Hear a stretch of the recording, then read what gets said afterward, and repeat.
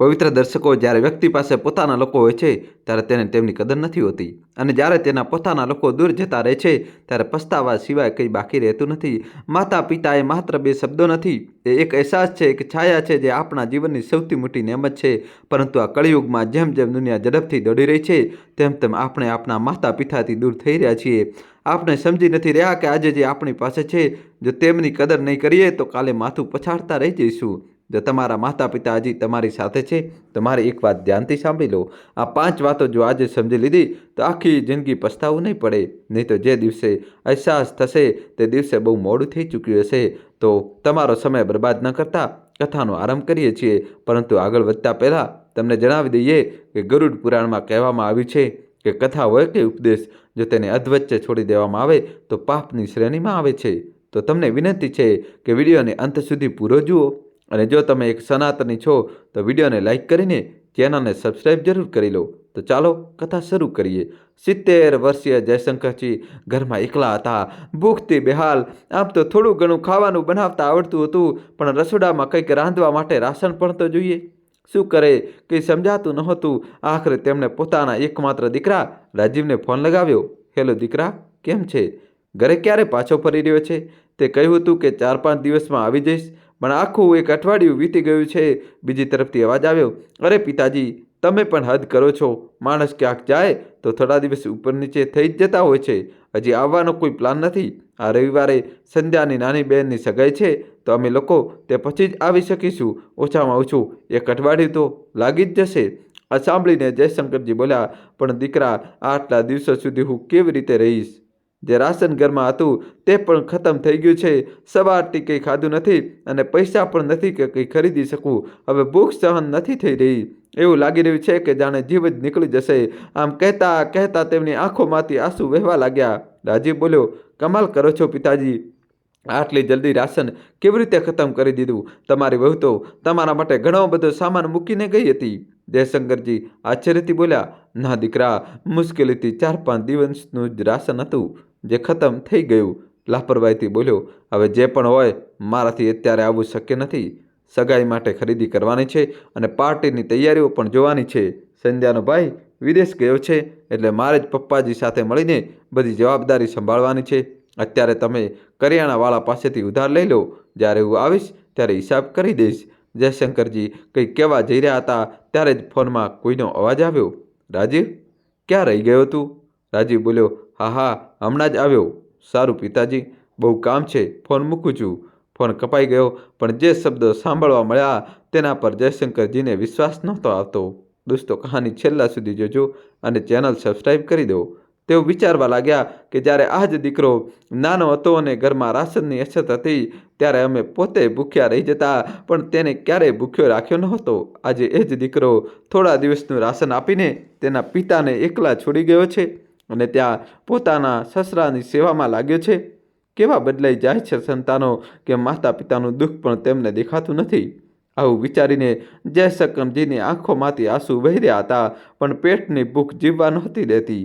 આખરે તેઓ પાસેની કરિયાણાની દુકાને ગયા અને ખચકાતા ખચકાતા થોડું રાશન ઉધાર માંગ્યું, પણ દુકાનદારે સ્પષ્ટ ના પાડી દીધી. દુઃખી મને તેઓ ઘરે પાછા ફર્યા, પણ હવે શું કરવું તે સમજાતું નહોતું. બેઠા બેઠા એક વિચાર આવ્યો અને તેઓ જલ્દીથી ઘરને તાળું લગાવીને પાસેના મંદિરે ગયા. ત્યાં જોયું કે પ્રસાદ વેચાઈ રહ્યો છે. તેમણે શ્રદ્ધાથી એક પતરાળામાં પ્રસાદ લીધો અને મંદિરના પરિસરમાં બેસીને ખાઈ લીધો.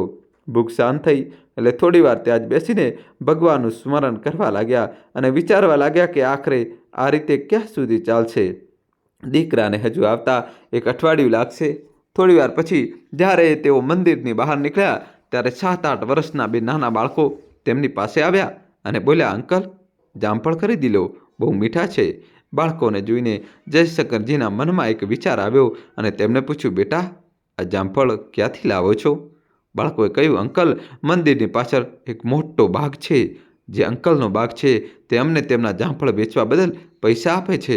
જયશંકરજી હસ્યા અને બોલ્યા, બેટા, મારે નથી જોઈતા, અને પોતાના ઘરે પાછા ફર્યા. પણ એવું વિચારીને કે જો નાના બાળકો જાતે કમાઈને ખાઈ શકે છે તો હું કેમ નહીં? હું વૃદ્ધ થયો છું પણ બીમાર તો નથી. બીજા દિવસે તેઓ પણ મંદિરની પાછળના બાગમાં ગયા અને થોડી વારમાં મંદિરની બહાર બેસીને ફળ વેચવા લાગ્યા. બહુ વધારે નહીં, પણ આખા દિવસના ખાવાનો ખર્ચ નીકળી જતો હતો. દુનિયા તેમના દીકરાને કંઈ ખોટું ન સમજે એ વિચારીને તેમણે પોતાનો ચહેરો સાફાથી ઢાંકી દીધો, જેથી કોઈ તેમને ઓળખી ન શકે. આ રીતે 4 દિવસ વીતી ગયા. આજે જ્યારે તેઓ ફળ વેચવા બેઠા ત્યારે જોયું કે હવામાન બગડી રહ્યું છે. હવામાન વિભાગની ચેતવણી પણ સાંભળી હતી કે આંધી તૂફાન આવી શકે છે, છતાં પણ તેઓ ફળ વેચવા આવી ગયા. આ આશામાં કે થોડું વેચાઈ જશે તો ગુજરાન ચાલશે. આવા હવામાનમાં એક વૃદ્ધને બેઠેલા જોઈને એક ન્યૂઝ રિપોર્ટર ત્યાં આવી ગયો. તેને વિડીયો બનાવવાનું શરૂ કરી દીધું અને કહ્યું, મજબૂરી માણસ પાસે શું નથી કરાવતી. આંધી તોફાનમાં પણ આ વૃદ્ધ બહાર બેઠા છે. ત્યારે જ તોફાન વધુ તેજ થઈ ગયું અને જયશંકરજીનો સાપો જે તેમણે પોતાનો ચહેરો ઢાંકવા માટે પહેર્યો હતો, હવામાં ઉડી ગયો. ગભરાઈને તેમણે જલ્દીથી પોતાનો સામાન સંકેલ્યો અને ત્યાંથી ચાલ્યા ગયા. બહારનું તોફાન તો થોડી વારમાં શાંત થઈ ગયું, પણ તેમના આંસુઓનું તોફાન શાંત થવાનું નામ નહોતું લેતું.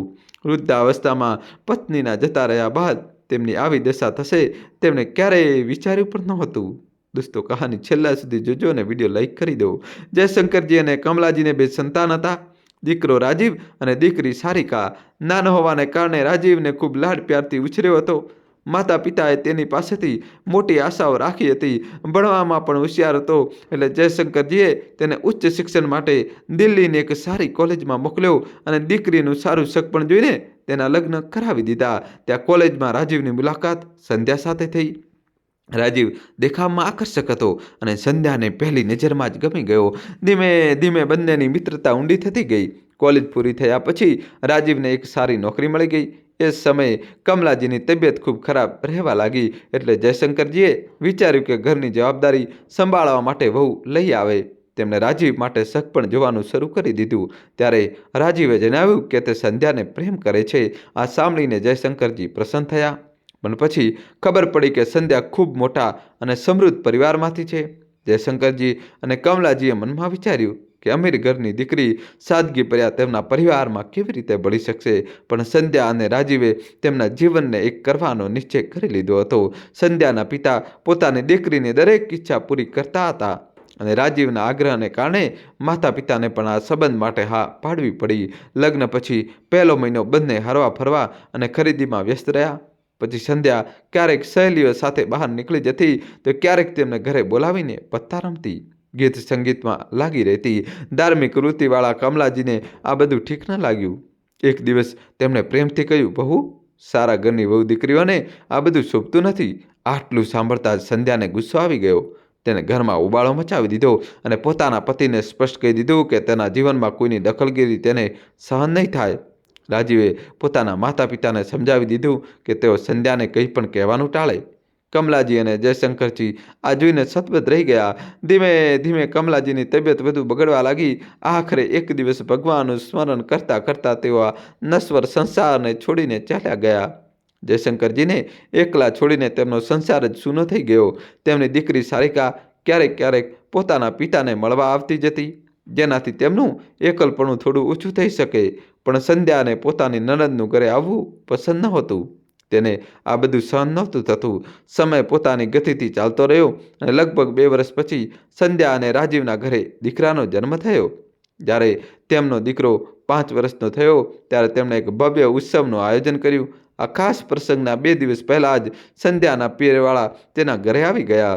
રાજીવની બહેન સારિકા પણ ખૂબ ઉત્સાહથી આ આયોજનમાં સામેલ થઈ. સંધ્યાએ પોતાની માતા સાથે મળીને એક ષડયંત્ર રચ્યું.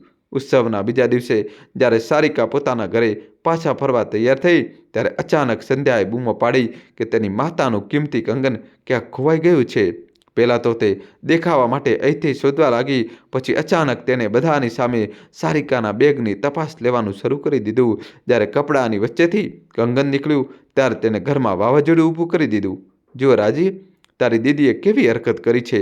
કદાચ આવા મોંઘા દાગીના પહેલાં ક્યારેય જોયા નહીં હોય. જો જોઈતા હતા તો માંગી લેતી, પણ આ રીતે ચોરી કરવી? છી છી છી. રાજીવે પણ પોતાની પત્નીની વાત પર વિશ્વાસ કરી લીધો. આ જોઈને સારિકા આશ્ચર્યચકિત થઈ ગઈ. આંખોમાં આંસુ વહાવતા તે પોતાના સાસરે ચાલી ગઈ અને પછી ક્યારેય આ ઘરમાં પગ મૂક્યો નહીં. જતાં જતાં તેને એટલું જ કહ્યું, સંધ્યા, ભગવાનથી ડરજે. જે ખોટા આરોપથી તે મને કલંકિત કરે છે તે એક દિવસ તારી પાસે પણ પાછો ફરીને આવશે. આ શબ્દો સાંભળીને પણ સંધ્યાએ પોતાના હૃદયને કઠોર બનાવી રાખ્યું. દીકરી પર લાગેલા અપમાનજનક આરોપનો આઘાત જયશંકરજી સહન ન કરી શક્યા. તેમની દીકરીએ પણ આ ઘરમાં આવવાનું છોડી દીધું અને ફક્ત ક્યારેક ક્યારેક ફોન પર પિતાના હાલચાલ જાણી લેતી હતી.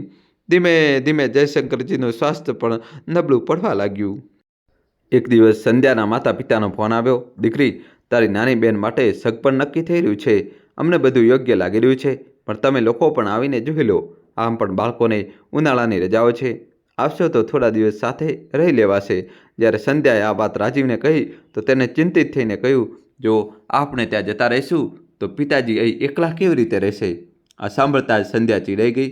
હવે શું દરેક જગ્યા તમારા પિતાજીને સાથે લઈને જઈશ? રાજીવ બોલ્યો, અરે મેં એવું ક્યારે કહ્યું? પણ જુઓ, કામવાળી બાઈ પણ 1 મહિના માટે તેના ગામ ગઈ છે. પાછળથી પિતાજી માટે કોણ જમવાનું બનાવશે?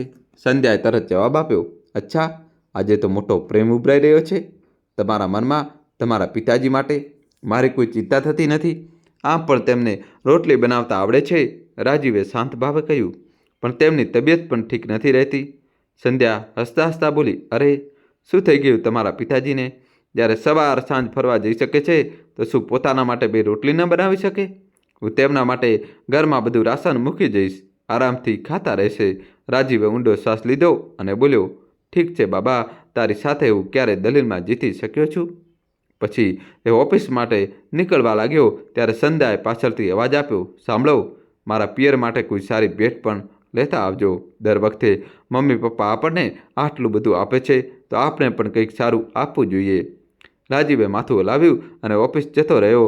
સાંજે જયશંકરજીનો એક જૂનો મિત્ર તેમને મળવા આવ્યો. તે જ સમયે તેમનો પૌત્ર દોડતો આવ્યો અને નિર્દોષતાથી બોલ્યો, દાદાજી, અમે તો નાનીના ઘરે જઈશું અને ખૂબ મજા કરીશું, પણ તમને નહીં લઈ જઈએ.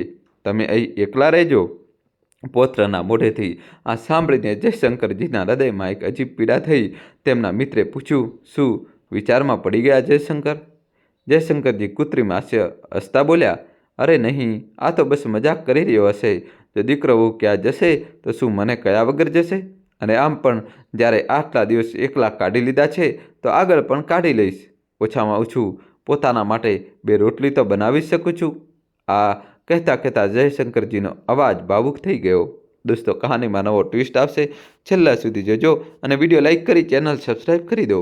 થોડી વાર વાત કરીને તેમનો મિત્ર પોતાના ઘરે જતો રહ્યો, પણ પૌત્રના એ શબ્દો તેમના મનમાં ગુંજતા જ રહ્યા. બીજા દિવસે જ્યારે તેઓ સવારની સહેલ પછી ઘરે પાછા ફર્યા તો આંગણામાં બેસીને પોતાના દીકરાના બહાર આવવાની રાહ જોવા લાગ્યા. જેવી સંધ્યા બહાર આવી, જયશંકરજીએ પૂછ્યું, અરે વહુ, રાજીવ તૈયાર થઈ ગયો છે? હજી સુધી બહાર કેમ નથી આવ્યો? શું ઓફિસ નહીં જાય? સંધ્યાએ આંખ ચડાવીને કહ્યું, હવે શું કામ પડ્યું કે તેમના વિશે પૂછી રહ્યા છો? જરૂર કોઈને કોઈ વસ્તુની જરૂર હશે ત્યારે જ તેમની રાહ જોઈ રહ્યા છો. તમને તો 1 મિનિટ પણ ચેન નથી. ક્યારેક તો તેમને પણ આરામથી રહેવા દો. વહુની કડવી વાતો સાંભળીને જયશંકરજી ચૂપ થઈ ગયા. એટલામાં રાજીવ તૈયાર થઈને બહાર આવ્યો અને બોલ્યો, અરે સંધ્યા, મારે ઓફિસ માટે મોડું થાય છે, જલ્દીથી નાસ્તો આપી દે. સારું, લાવું છું કહીને સંધ્યા રસોડામાં ચાલી ગઈ. જયશંકરજી પોતાના દીકરા પાસે આવ્યા અને બોલ્યા, બેટા, મારી પેન્શન કાઢી લાવ્યો છું? શું? જો લાવ્યો હોય તો થોડા પૈસા મને પણ આપી દે. મને બિલકુલ સારું નથી લાગતું કે મારા પોતાના પૈસા હોવા છતાં હું વહુ અને તારી સાથે હાથ ફેલાવતો રહું. રાજીવે શાંત સ્વરે કહ્યું, પણ પિતાજી, અમે તમને કઈ કમી રહેવા દીધી છે કે હાથ ફેલાવવાનો વારો આવ્યો? તમારી દરેક જરૂરિયાત તો અમે પૂરી કરીએ છીએ, અને આમ પણ મારો પગાર અને તમારી પેન્શનના પૈસા હું સંધ્યાના હાથમાં જ રાખું છું. જ્યારે ઘર તેને ચલાવવાનું છે તો પૈસા પણ તેની પાસે જ હોવા જોઈએ. છતાં પણ જો તમને કંઈ જોઈએ તો તમે તેની પાસે માંગી શકો છો. આ સાંભળીને જયશંકરજી ચૂપ થઈ ગયા. પછી કંઈક વિચારીને બોલ્યા, સારું બેટા, એક વાત કહે, શું તમે લોકો ક્યાંક બહાર જઈ રહ્યા છો? બસ આટલું જ કહેવાનું હતું કે સંધ્યા તરત રસોડામાંથી બહાર આવી ગઈ અને તિરસ્કારથી બોલી, જુઓ, હજુ તો અમારો કોઈ પ્રોગ્રામ બન્યો પણ નથી અને તમારા પિતાજીને જાસૂસી કરવાનું સૂઝી ગયું. મેં ના કહ્યું હતું કે તમારા પિતાજી આપણી દરેક વાત દરવાજે કાન લગાવીને સાંભળે છે. આ ઘરમાં તો અમારી કોઈ પ્રાઇવસી જ નથી રહી. રાજીવ પણ બોલી ઉઠ્યો, પિતાજી, તમારે આવું ન કરવું જોઈએ. તમારા દીકરા અને વહુની વાતો છુપાઈને સાંભળો છો. મને તમારી પાસેથી આ આશા નહોતી. આ સાંભળીને જયશંકરજીનું હૃદય દુઃખથી ભરાઈ ગયું. તે ભારે મનથી બોલ્યા, પણ બેટા, મેં તમારી કોઈ વાત નથી સાંભળી. શું તને તારા પિતા પર આટલો વિશ્વાસ નથી? અને આમ પણ આ વાત તો મને ગોલુઓ કરી હતી કે તે નાનીના ઘરે જઈ રહ્યો છે. આ જ કારણે હું તારી પાસેથી થોડા પૈસા માંગી રહ્યો હતો, જેથી ક્યારેક કંઈક ખરીદવાની ઈચ્છા થઈ જાય તો મારી પાસે પણ કંઈક હોય. રાજીવ વાત બદલતા બોલ્યો, હા તો ઠીક છે ને, બાળક હતો તો તમને કહી દીધું હશે. અને હા પિતાજી, અમે 5 દિવસ માટે સંધ્યાના પિયર જઈ રહ્યા છીએ. તેના મમ્મી પપ્પાને બોલાવ્યા છે.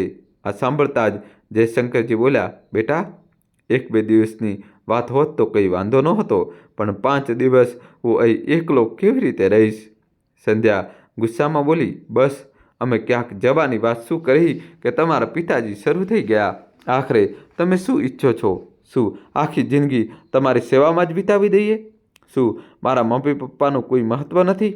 કે પછી અમારી પોતાની કોઈ જિંદગી નથી? અમે પરમ દિવસે સવારે જઈ રહ્યા છીએ અને આ નક્કી થઈ ચૂક્યું છે. આ કહીને સંધ્યા પગ પછાડતી રસોડામાં ચાલી ગઈ અને રાજીવ પણ પોતાની નોકરી પર ચાલ્યો ગયો.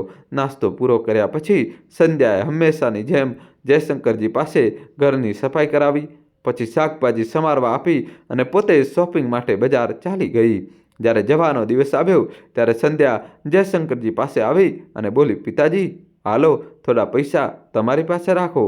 આ જોઈને જયશંકરજીએ મનોમન ખુશી થઈ કે ચાલો, વહુને મારી એટલી તો ચિંતા છે. તેને ઔપચારિકતાથી કહ્યું, ના ના, મને આટલા પૈસાની શું જરૂર? સંધ્યાએ ગુસ્સામાં કહ્યું, અરે, આ પૈસા તમને ફરવા કે ફાલતુ ખર્ચ માટે નથી આપી રહી. કાલે મહિનાની 1 તારીખ છે. દૂધવાળો, અખબારવાળો અને કેબલવાળો પૈસા લેવા આવશે તો તેમને આપી દેજો. ઘરમાં જેટલું રાશન છે તે તમારા માટે પૂરતું હશે. ફળ, શાકભાજી ખરીદવાની જરૂર નહીં પડે. તમારી દવાઓ પણ પહેલાંથી જ રાખી દીધી છે અને મને નથી લાગતું કે તમને પૈસાની કોઈ બીજી જરૂર પડશે. જયશંકરજીએ ચૂપચાપ માથું હલાવી દીધું અને પછી તેઓ લોકો ગાડીમાં બેસીને ચાલ્યા ગયા. ભગવાનની માયા એવી હતી કે 1 અઠવાડિયું વીતી ગયું પણ કોઈએ તેમની ખબર ન લીધી. થાકી હારીને તેમણે પોતાનું પેટ ભરવા માટે મંદિર પાસે ફળ વેચવાનું કામ શરૂ કરી દીધું. ભૂતકાળની યાદોમાં ડૂબેલા હતા ત્યારે અચાનક તેમનો ફોન વાગ્યો. તેમની દીકરી સારિકાનો ફોન હતો. હેલો પિતાજી, કેમ છો?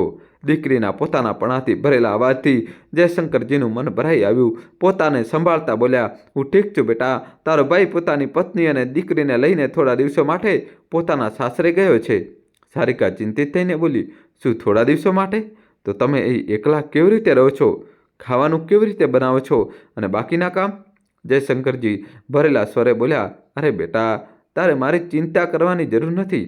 તારી માતાના ગયા પછી રોટલી બનાવતા, વાસણ સાફ કરતા અને સફાઈ કરતા બધું શીખી ગયો છું. પોતાના માટે 2 રોટલી બનાવવામાં શું વાંધો છે? આ સાંભળતા જ સારિકાની આંખોમાંથી આંસુ વહેવા લાગ્યા. જે પિતાને ક્યારેય 1 ગ્લાસ પાણી પણ લેવાની જરૂર ન પડી તે આજે ઘરનું દરેક કામ જાતે કરી રહ્યા છે. તેનો અવાજ ભરાઈ આવ્યો અને તે કહી ન શકી. બસ ફોન મૂકી દીધો. બીજા દિવસે સવારે જ્યારે જયશંકરજી પોતાના માટે નાસ્તો બનાવી રહ્યા હતા ત્યારે દરવાજા પર ટકોરા પડ્યા. તેઓ વિચારવા લાગ્યા કે આટલી સવારે કોણ આવી શકે છે? બાળકો તો ઘરે છે નહીં અને મને મળવા કોણ આવશે? દરવાજો ખોલ્યો તો સામે પોતાની દીકરી સારિકાને ઊભેલી જોઈને તે સતબત રહી ગયા. આટલા સમય પછી પોતાની દીકરીને જોઈને તેમની આંખો ભરાઈ આવી. અરે બેટી સારિકા! ત્યારે તેના બાળકો દોડતા આવ્યા અને બોલ્યા, નાની, નાનું, અને તેમના પગને વળગી પડ્યા. જયશંકરજીએ તેમને પોતાની બાહોમાં ભરી લીધા. પ્રેમથી તેમનું કપાળ ચૂમ્યું અને બોલ્યા, આવો ને બાળકો, અંદર આવો. કેટલા વર્ષો પછી તમને સામે જોયા છે, નહીંતર આજ સુધી તો વિડીયો કોલ પર જ વાત થતી હતી. આટલું કહેતા તેમનો અવાજ ભરાઈ આવ્યો. સારિકાએ ભીની આંખોથી કહ્યું, હું શું કરું પિતાજી? જે ઘરમાં મારી ઇજ્જત નથી ત્યાં હું કેવી રીતે આવતી? ભાભીએ મારી સાથે જે કર્યું તે અપમાન હું આજ સુધી ભૂલી નથી શકી. એટલે ઈચ્છા હોવા છતાં પણ મારા પિયરની ઉંબરે પગ ન મૂકી શકી. પણ તમને એકલા કેવી રીતે છોડી શકતી હતી? ત્યારે તેમનો જમાઈ બોલ્યો, પિતાજી, શું અમે લોકો એટલા પરાયા થઈ ગયા હતા કે તમે અમને કંઈ જણાવવાનું પણ જરૂરી ન સમજ્યું? દીકરી જમાઈના પોતાનાપણાથી ભરેલા શબ્દો સાંભળીને જયશંકરજીની આંખો ભીની થઈ ગઈ. તેમણે ભરાયેલા સ્વરે કહ્યું, સારું કર્યું બેટા કે તમે લોકો અહીં આવી ગયા. દીકરીઓથી જ તો ઘર રોશન થાય છે. પણ તારી ભાભી આ બધી વાતો નહીં સમજે. હજુ વાતો ચાલુ જ રહી હતી કે સારિકાના બાળકો બોલી ઉઠ્યા, મમ્મી, બહુ ભૂખ લાગી છે, ખાવાનું આપને. દોસ્તો કહાની હજુ બાકી છે, જોડાયેલા રહેજો અમારી સાથે. દોસ્તો હજી સુધી તમે વિડીયો લાઈક કરી.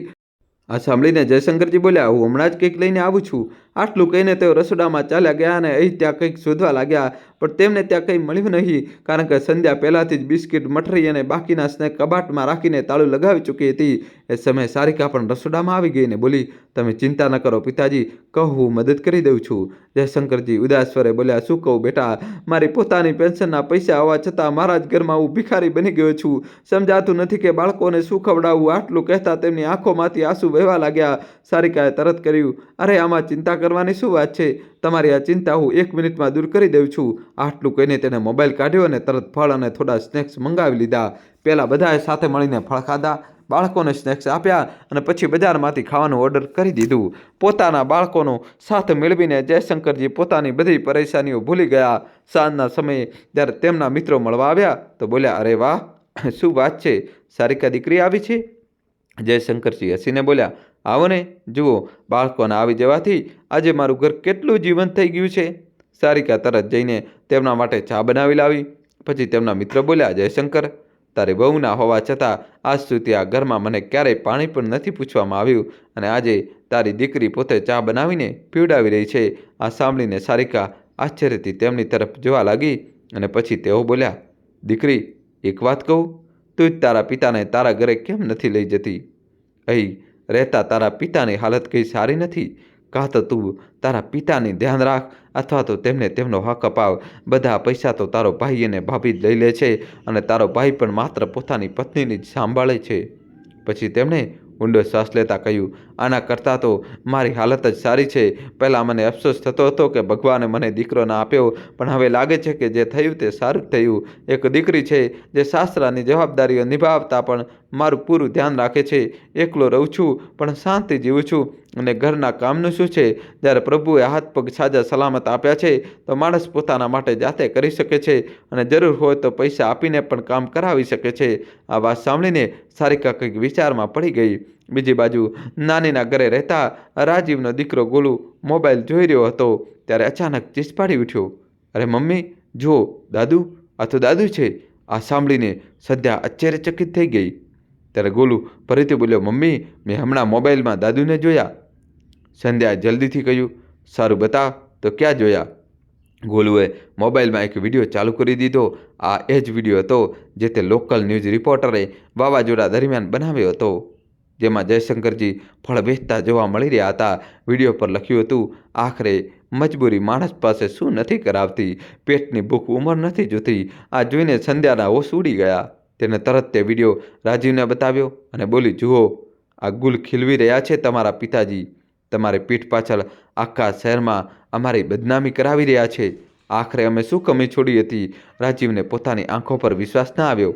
તે ગભરાઈને બોલ્યો, ના, આ મારા પિતાજી ન હોઈ શકે. સંધ્યા બોલી, ઠીક છે, હમણાં ખબર પડી જશે. હું હમણાં તમારા પિતાજીને ફોન કરીને પૂછું છું. આ કહેતા સંધ્યાએ જયશંકરજીને ફોન લગાવ્યો.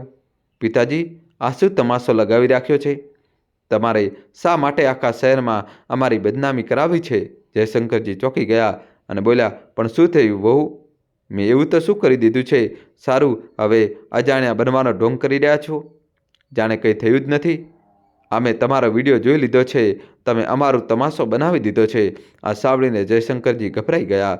સંધ્યાએ ગુસ્સામાં કહ્યું કે હું તમારી સાથે વાત કરવા આવું છું.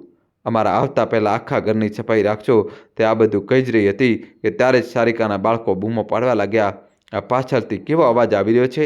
શું કોઈ ઘરે આવ્યું છે કે તમે કોઈને બોલાવ્યા છે? સંધ્યાનો અવાજ વધુ તેજ થયો. જણાવતા કેમ નથી?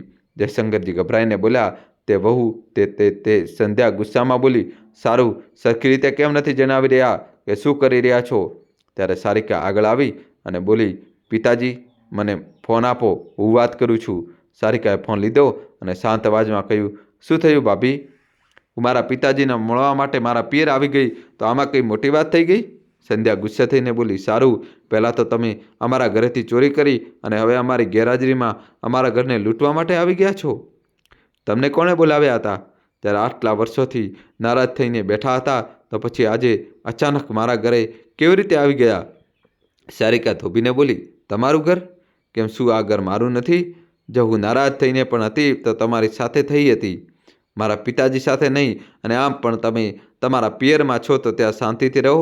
અહીં વારંવાર ફોન કરવાની જરૂર નથી. સંધ્યા ગુસ્સાથી બોલી, હવે તો હું પોલીસને ફોન લગાવીશ. ગત વખતે તો મેં તમને એમ જ છોડી દીધા હતા, પણ હવે હું પોલીસ ફરિયાદ કરીને જ રહીશ. સારિકાએ શાંત અવાજમાં કહ્યું, જે કરવું હોય તે કરી લો. આમ કહીને તેને ફોન મૂકી દીધો.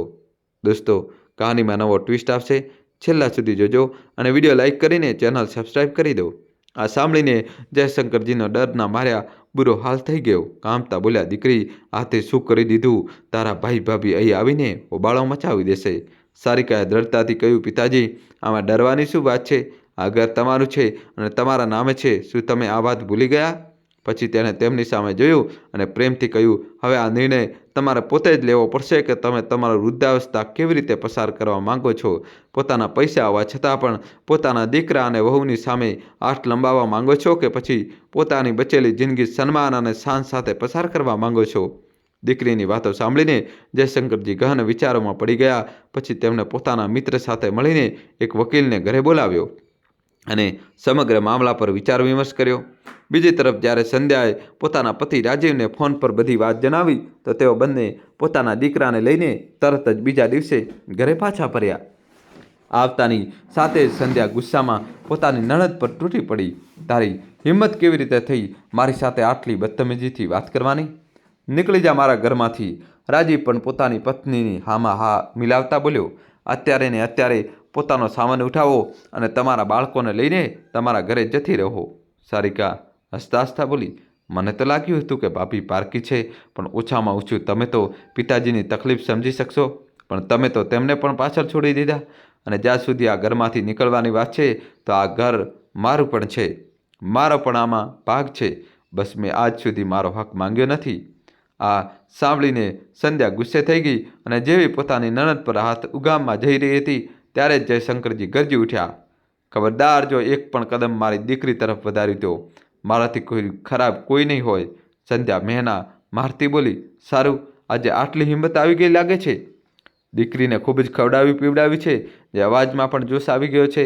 ત્યારે જ રાજીવનો દીકરો ગોલું નાસ્તો લઈને બહાર આવ્યો અને બોલ્યો, જુઓ મમ્મી, રસોઈમાં કેટલો બધો સામાન પડ્યો છે. સંધ્યા બોલી, તે બધું હું પછી જોઈશ, પણ હમણાં પિતા દીકરીને નહીં છોડું. અત્યારે ને અત્યારે નીકળી જાઓ મારા ઘરમાંથી. હવે જયશંકરજીનો ધીરજ ખૂટી ગયો હતો. ગુસ્સાથી કામતા અવાજમાં બોલ્યા, બેશરમ સ્ત્રી, ન તો તમારા માતા પિતાએ તમને સંસ્કાર આપ્યા અને ન તો કોઈ સભ્યતા શીખવી.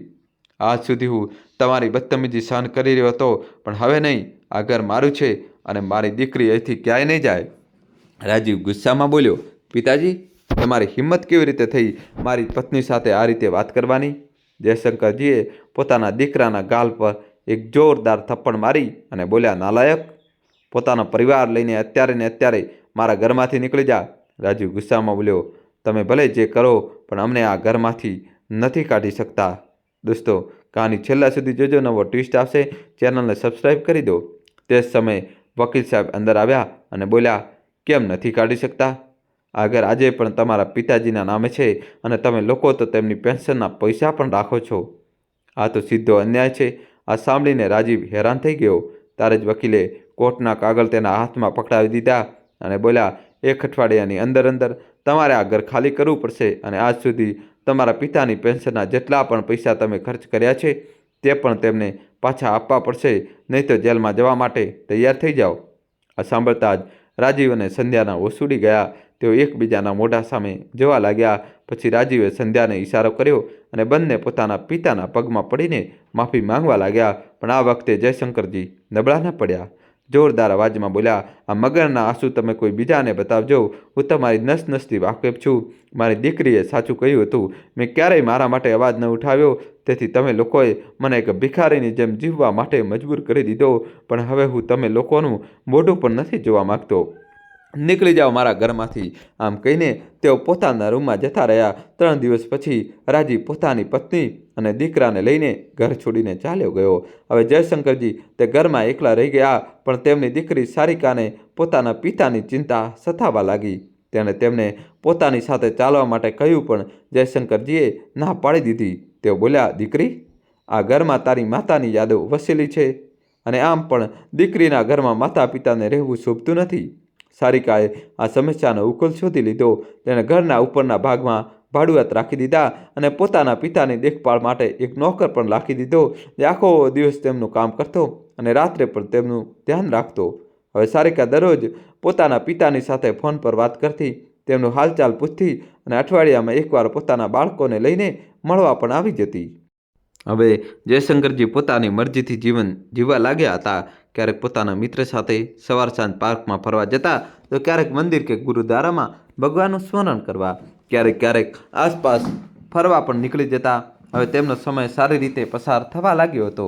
દીકરા સાથે સંબંધ તોડીને તેમણે પણ પોતાના મનને સમજાવી લીધું હતું અને ઈશ્વરની ભક્તિમાં શાંતિ મેળવવા લાગ્યા હતા.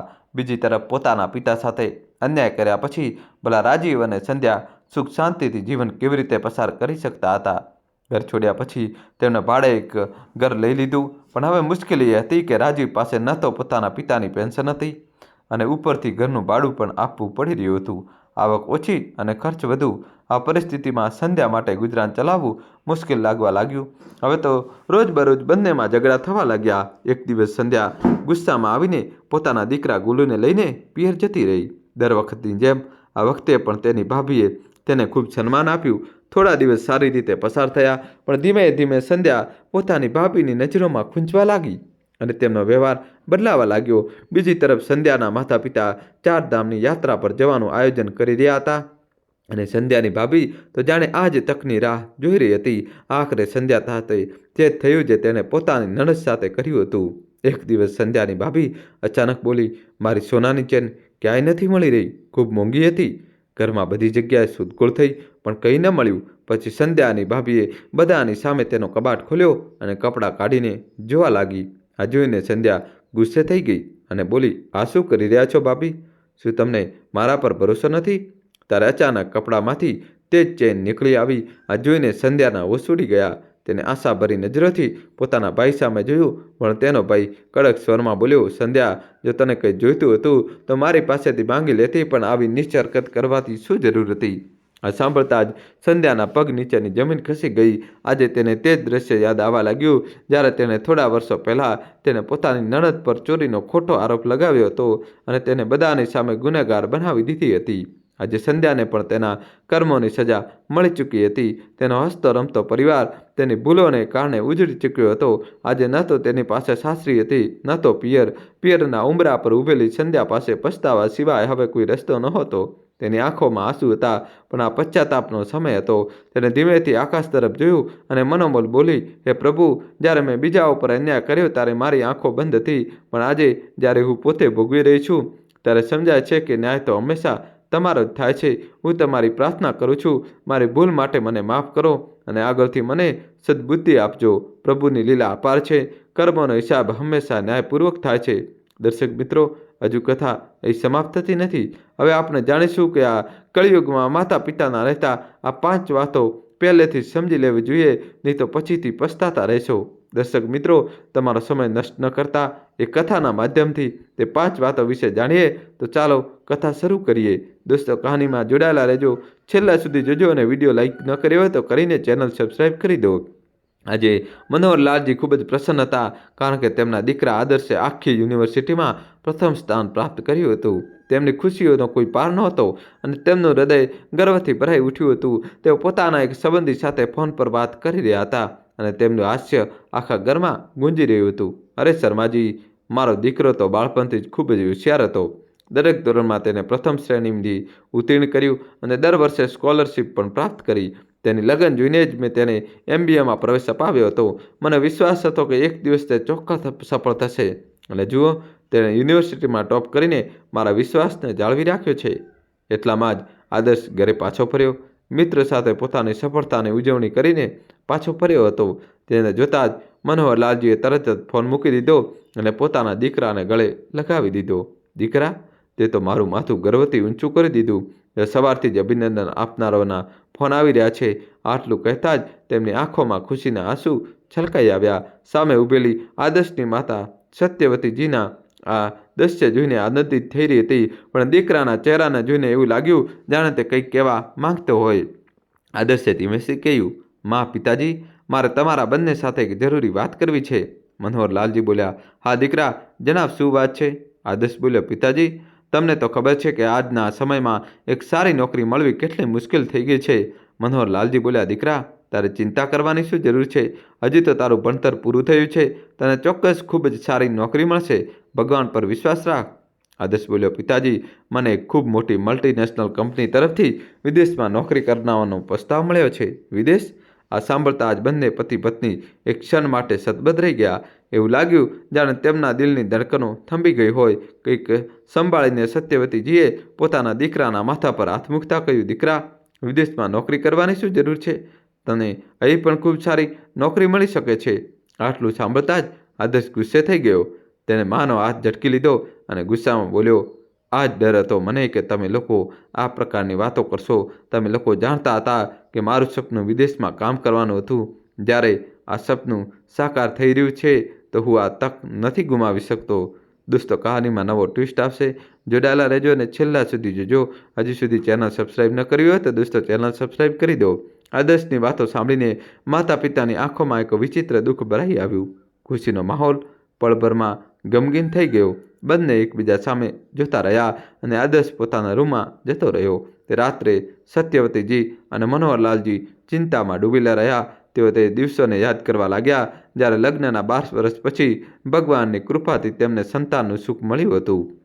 તેમણે કેટલાય મંદિરો, મસ્જિદો, ગુરુદ્વારામાં માથું ટેકવ્યું હતું. કેટલી દવાઓ ખાધી હતી. આખરે ઈશ્વરે તેમની જોડીમાં અનમોલ રત્ન નાખી દીધો હતો. આજે અચાનક બાળપણથી લઈને આજ સુધીની બધી યાદો ચલચિત્રની જેમ આંખો સામે આવી ગઈ. સત્યવતીજીએ ભરેલા અવાજમાં કહ્યું, જુઓ જી, બાળપણમાં આદર્શ તો મારાથી એક પળ પણ દૂર નહોતો રહી શકતો. જો હું આંખોથી ઓજલ થઈ જતી હતી તો આખું ઘર માથે લઈ લેતો હતો. અને જેવા તમે નોકરીથી પાછા ફરતા હતા તો કેવી રીતે દોડતો આવતો હતો અને તમારા પગ સાથે મજબૂતીથી ચોંટી જતો હતો. મનોહરલાલજી પણ ભાવુક થઈને બોલ્યા, તે દિવસો હતા અને એક આજનો દિવસ છે જ્યારે અમારો તે જ દીકરો અમને છોડીને વિદેશ જવાની વાત કરી રહ્યો છે. શું તેણે એકવાર પણ ન વિચાર્યું કે તેના વૃદ્ધ માતા પિતાનું શું થશે? કોણ તેમનું ધ્યાન રાખશે? તેમની આંખો છલકાઈ આવી. શું સંતાન આટલું સ્વાર્થી હોઈ શકે છે? આખી રાત મનોહરલાલજી અને સત્યવતીજી કરવટો બદલતા રહ્યા પણ તેમની આંખોથી ઊંઘ કોસો દૂર હતી. ચિંતાઓમાં ઘેરાયેલા જ્યારે સવારે રૂમમાંથી બહાર નીકળ્યા તો જોયું કે આદર્શ તૈયાર થઈને જૂતા પહેરી રહ્યો હતો. તે પહેલાં કે તેઓ કંઈ પૂછે તેણે બેગમાં પોતાના કપડાં રાખવાનું શરૂ કરી દીધું. સત્યવતીજીએ ગળગળા અવાજે પૂછ્યું, દીકરા, ક્યાંક જવાની તૈયારી છે? આદર્શે સહજ સ્વરમાં કહ્યું, બા, મારે પાસપોર્ટ બનાવવા માટે દિલ્હી જવું પડશે.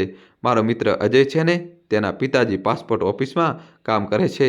મારી તેની સાથે વાત થઈ ગઈ છે. જ્યાં સુધી એપોઇન્ટમેન્ટ લેટર આવશે ત્યાં સુધી આ કામ પતાવી લઉં. આ બહાને થોડા દિવસ દિલ્હી પણ ફરી લઈશ. આ સાંભળીને સત્યવતીજી ચૂપચાપ રસોઈમાં જતી રહી અને દીકરા માટે ચા નાસ્તો બનાવવા લાગી. બીજી તરફ મનોહરલાલજીએ ખૂબ પ્રેમથી પૂછ્યું, દીકરા, એક વાત જણાવ, શું વિદેશ જવું આટલું જરૂરી છે? આદર્શ બોલ્યો, પિતાજી, આમાં શું વાંધો છે? વિદેશમાં જે પૈસા મળશે તેટલા તો હું અહીં ક્યારેય નથી કમાઈ શકતો. મનોહરલાલજી બોલ્યા, દીકરા, પૈસા જ તો બધું નથી હોતું. આદર્શ ગુસ્સે થઈને બોલ્યો, પિતાજી, મને સમજાઈ નથી રહ્યું કે મારા વિદેશ જવાની વાતથી તમે આટલા નાખુશ કેમ છો? દોસ્તો, કહાનીમાં આવા નવો ટ્વિસ્ટ આવશે. છેલ્લા સુધી જોજો તમારા ભાઈ માટે. મનોહરલાલજી કંઈક કહેવા જઈ રહ્યા હતા કે આદર્શ તરત જ બેગ ઉઠાવી અને કડક શબ્દોમાં બોલ્યો, હું આખી જિંદગી આ નાના ઘરમાં નથી રહી શકતો. તમે ઈચ્છો છો કે હું મારા સપનાઓને કચડી દઉં અને તમારી જેમ નાની મોટી નોકરી કરીને જીવન પસાર કરું? આવું ક્યારેય નહીં થાય. આટલું કહીને તે ઘરેથી નીકળી ગયો. મનોહરલાલજી આવાક રહી ગયા અને સત્યવતીજીને તેને નાસ્તા માટે બોલાવતી રહી પણ તે ન રોકાયો. થોડા કલાકોની મુસાફરી કરીને જ્યારે આદર્શ દિલ્હી પહોંચ્યો તો અજય પહેલેથી જ તેની રાહ જોઈ રહ્યો હતો.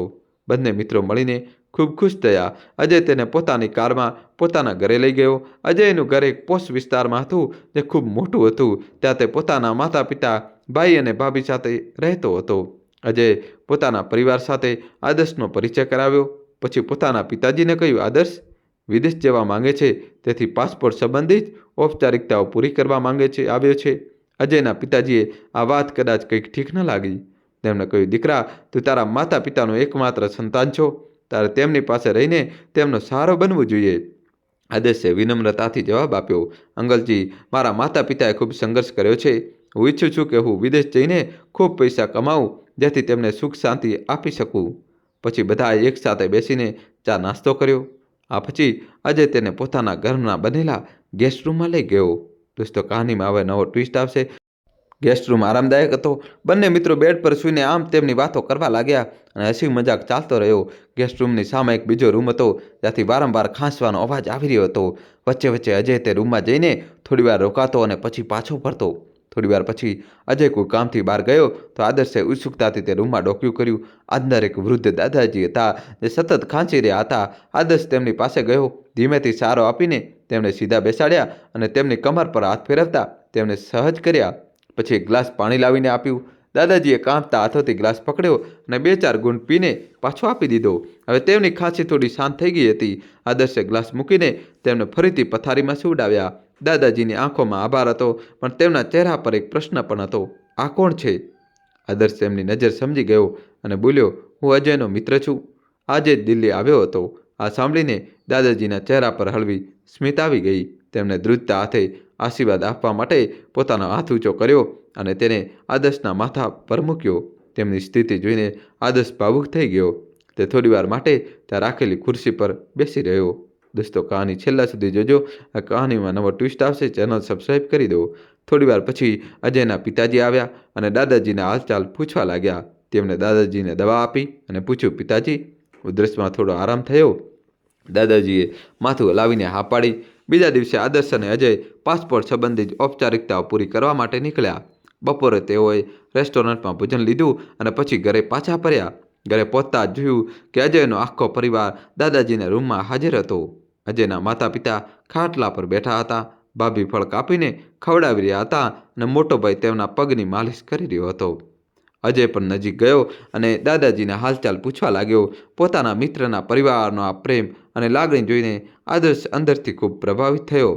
તેને ગર્વ થઈ રહ્યો હતો કે તેને આવા સારા અને સંસ્કારી લોકોની વચ્ચે રહેવાનો મોકો મળ્યો. આદર્શ એ જોઈને ખૂબ આશ્ચર્યચકિત હતો કે આજના સમયમાં કોઈ પણ પરિવારમાં આટલો પ્રેમ અને એકતા જોવી દુર્લભ છે. જ્યારે પણ તેને સમય મળતો તે વૃદ્ધ દાદાજી પાસે બેસી જતો અને તેમની થોડી ઘણી મદદ કરી દેતો. કેમ કે તેમને પાણી પીવડાવવું એ ટેકો આપીને બેસાડવા. 2-3 દિવસમાં જ આદર્શને દાદાજી સાથે ઊંડો લગાવ થઈ ગયો અને દાદાજીનો ચહેરો પણ તેને જોઈને ખીલી ઉઠતો હતો. આજે આદર્શને આ ઘરમાં આવ્યાને 3 દિવસ થઈ ચૂક્યા હતા. સવારે જ્યારે તે ઉઠ્યો તો તેને જોયું કે દાદાજીના રૂમમાં ઘણા લોકો ઊભા હતા. ગભરાઈને તે તરત ત્યાં પહોંચ્યો. પરિવારના બધા સભ્યો ત્યાં હતા અને ડૉક્ટર સાહેબ પણ તેમની તપાસ કરી રહ્યા હતા. આજે દાદાજીની તબિયત થોડી વધારે જ ખરાબ હતી. તેમને શ્વાસ લેવામાં તકલીફ થઈ રહી હતી અને તેઓ કણસી રહ્યા હતા. દોસ્તો, કહાની છેલ્લા સુધી જોજો અને તમારા ભાઈને ચેનલ સબસ્ક્રાઈબ કરી દો. પૂછવા પર ખબર પડી કે તેમણે ગઈકાલે સાંજથી કંઈ ખાધું નહોતું. બધા લોકો ચિંતિત અને વ્યાકુળ હતા, પણ દાદાજીના ચહેરા પર એક અનોખી શાંતિ હતી. તેમની આંખોમાં બધા માટે પ્રેમ હતો, પણ ચહેરાની કરચલીઓમાં આજીવન સંઘર્ષ પણ દેખાઈ રહ્યો હતો. એટલામાં અજયના પિતાજી તેમની પાસે આવીને બેસી ગયા. તેમની આંખોમાં આંસુ હતા અને ભાવુક થઈને બોલ્યા, પિતાજી, શું હું અમિતને ફોન કરું? આ સાંભળતા જ દાદાજીની આંખો ભરાઈ આવી. તેમનું સંતોષભર્યું સ્મિત અચાનક ગાયબ થઈ ગયું. તે થોડીવાર માટે છત તરફ જોતા રહ્યા, પછી ધીમેથી પોતાની ગરદન નામાં હલાવી. તેમના આંસુ તકિયાને ભીંજવતા રહ્યા. આખો દિવસ ઘરના બધા લોકો તેમની સેવામાં લાગેલા રહ્યા, પણ આદર્શના મનમાં એક જ સવાલ ગુમરાઈ રહ્યો હતો કે આ અમિત કોણ છે?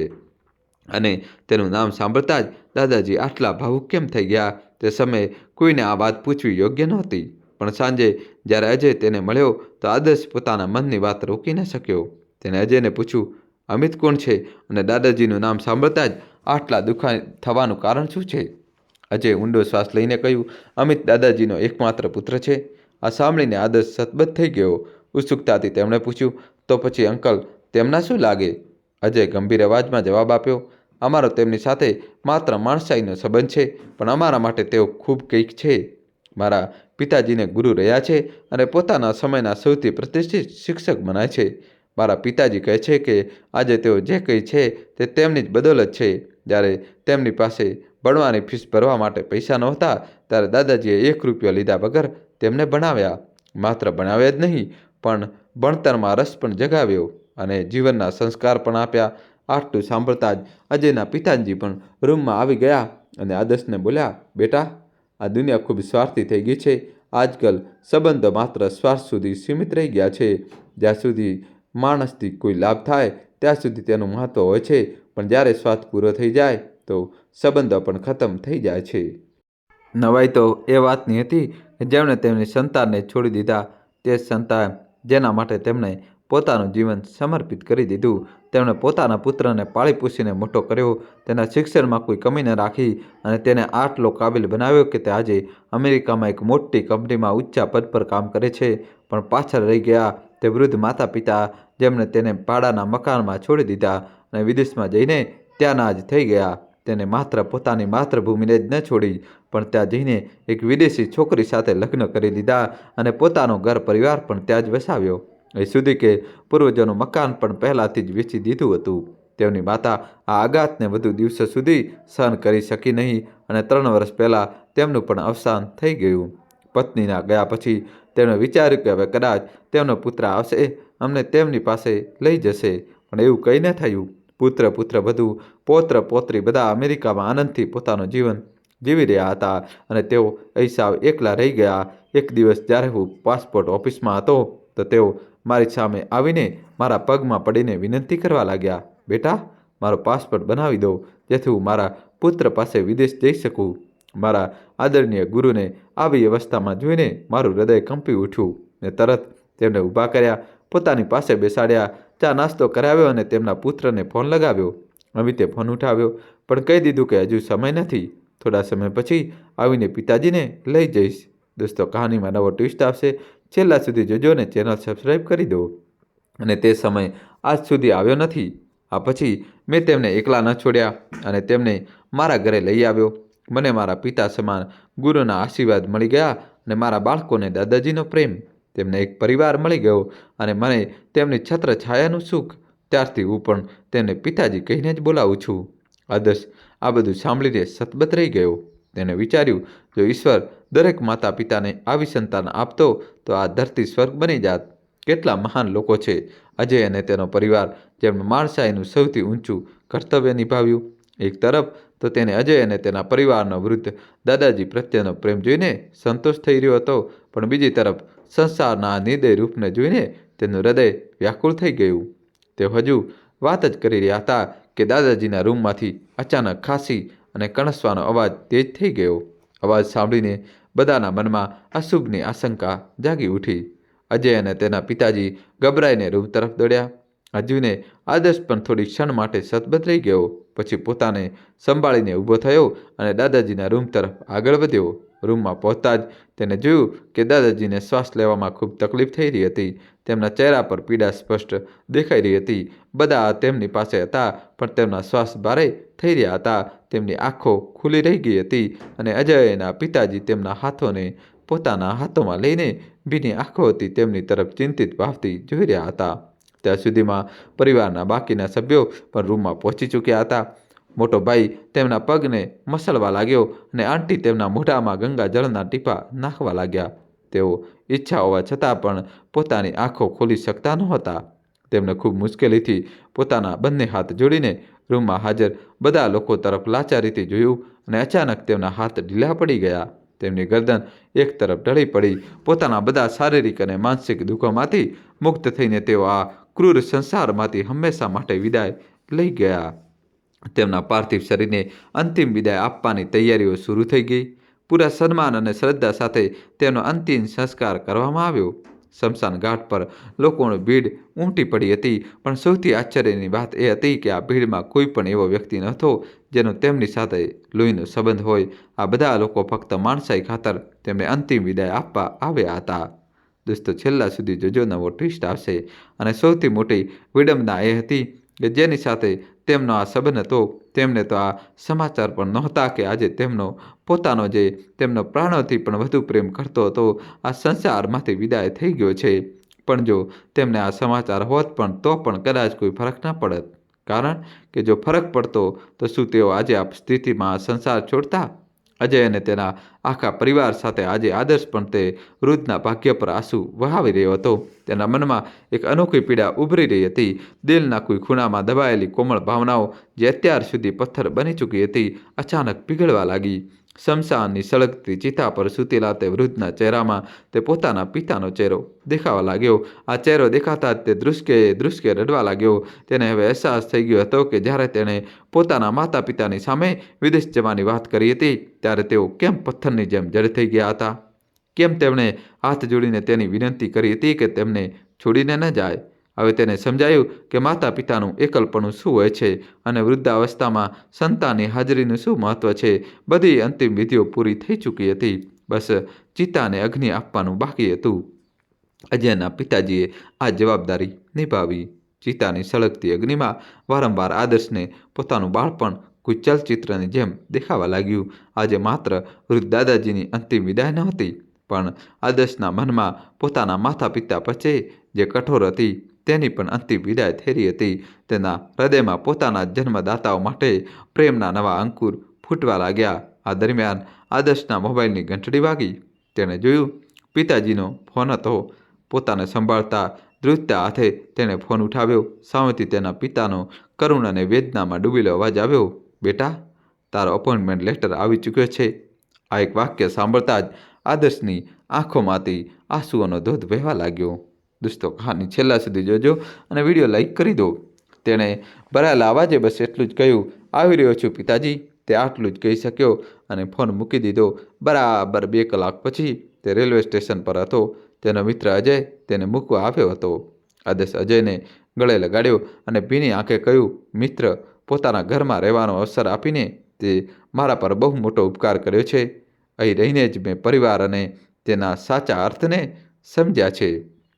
થોડી જ વારમાં ટ્રેન સ્ટેશન પર આવી ગઈ અને આદર્શ પોતાના ઘર માટે રવાના થઈ ગયો. પણ તેનું મન બેચેન હતું. ટ્રેનમાં બેસતા જ તે ગહન વિચારમાં ડૂબી ગયો. ભૂતકાળની યાદો, તાજેતરની ઘટનાઓ અને લાગણીઓનો સાગર તેના મનમાં ઉમટી પડ્યો. ત્યારે તેનું ધ્યાન સામે બેઠેલા એક નાના બાળક પર ગયું જે જુદી જુદી રમત કરી રહ્યો હતો. ક્યારેક હસતો, ક્યારેક તેની માતાના ખોળામાં ચડી જતો, ક્યારેક સીટ પર કૂદાકૂદ કરતો. તેની માતા તેને જોઈને મનોમન ખુશ થઈ રહી હતી. તે દરેક ક્ષણે પોતાના બાળકનું ધ્યાન રાખી રહી હતી, તેને સાચવી રહી હતી અને વહાલ કરી રહી હતી. આદર્શ આ બધું જોઈને સતબદ્ધ થઈ ગયો. તેની આંખોમાં ભીનાશ આવી ગઈ. માતાનો પ્રેમ કેટલો નિસ્વાર્થ, કેટલો અનમોલ. તેના મનમાં પોતાની માતાની યાદો તાજી થઈ ગઈ. કેવી રીતે તેની માતાએ પણ તેના બાળપણમાં દરેક ક્ષણે તેનું ધ્યાન રાખ્યું હતું.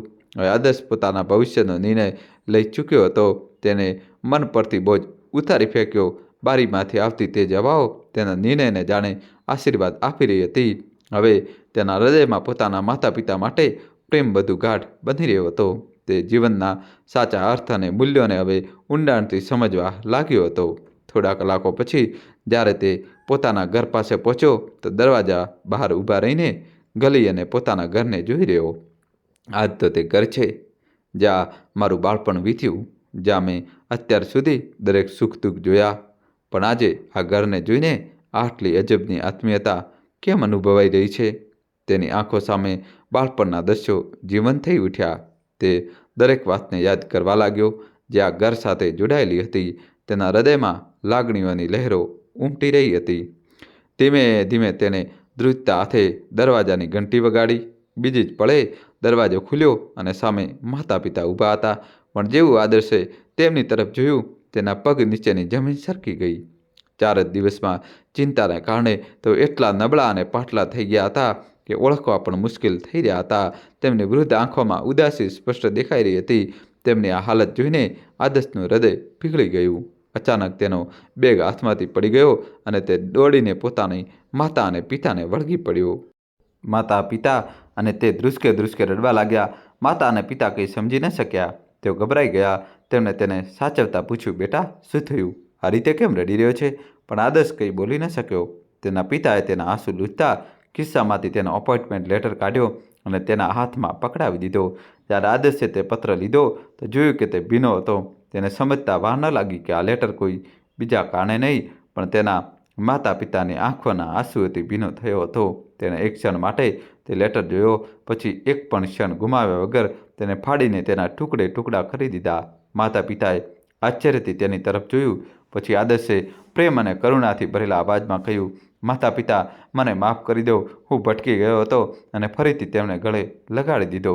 આજે આ ઘરમાં પ્રેમ અને આનંદના આંસુઓની વર્ષા થઈ રહી હતી.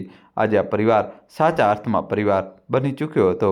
જમીન પર પડેલા એપોઇન્ટમેન્ટ લેટરના ટુકડા એ વાતના સાક્ષી હતા કે આદર્શ હવે પૂરી રીતે બદલાઈ ગયો હતો. ઘરમાં ફક્ત એક જ વાક્ય ગુંજી રહ્યું હતું, હું તમને છોડીને ક્યાંય નહીં જાઉં. હું તમને છોડીને ક્યાંય નહીં જાઉં. માતા પિતા પણ પોતાના દીકરાને કસીને ગળે લગાવી લે છે, કારણ કે વૃદ્ધ માતા પિતા પોતાના બાળકો પાસેથી જીવનની અંતિમ આશા રાખે છે. તે જ તો તેમના વૃદ્ધાવસ્થાના સહારો હોય છે. પણ આજના યુગમાં સંબંધો પણ સ્વાર્થી થઈ ગયા છે. બહુ ઓછા લોકો છે જે પોતાના માતા પિતા અને પરિવારને સમજે છે.